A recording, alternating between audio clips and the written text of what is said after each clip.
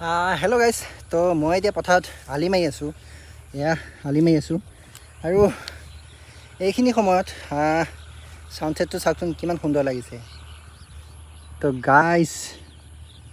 চাওক না বা কিমান সুন্দৰ লাগিছে ছানছেটটো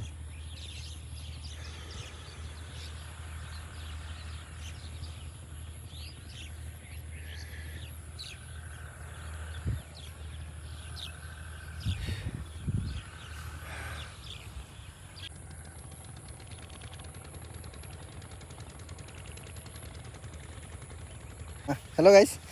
তো মই বিদেশত 1 বছৰ থাকিলোঁ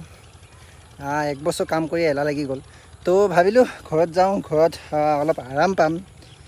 কিন্তু কি হ'ব আৰু ঘৰত আহি বিদেশতকৈ দুগুণ কষ্ট পাইছোঁ তো চাওক এয়া পথাৰত আলি মাৰি আছোঁ এয়া দেখিছে ডেইলি অহাৰ পৰা ধৰি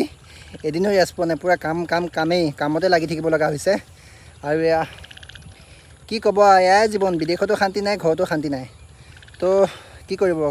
ভাত খাব লগা হ'লেতো কামটো কৰিবই লাগিব ন তো গাইজ কি ক'ব আৰু ল'ৰা মানুহ আমাৰ এইটোৱে জীৱন বিদেশত থাকিলেও আমাৰ কষ্টই আৰু ঘৰত থাকিলেও কষ্টই আমাৰ ক'তো শান্তি নাই জীৱনটোৱে আমাৰ অশান্তি আমি জীৱনটো কষ্ট কৰিবই লাগিব ভাত এগাল খাব লগা হ'লে কষ্টটো কৰিবই লাগিব ন কি কৰিব গাইজ এইখিনি হৈছে খেতি কৰা টাইম তো ঘৰতো মানি নাই যিহেতু মই অকলশৰীয়া তো ঘৰত আহিও সেই একেটাই কষ্ট কৰিবই লাগিব অহা দিনটো ধৰি কষ্ট কৰি আছোঁ পথাৰত কাম কৰি আছোঁ এদিনো ৰেষ্ট পোৱা নাই তো কাম কৰি কৰি কোলা হৈ গৈছোঁ তো এয়াই আৰু এয়া পথাৰত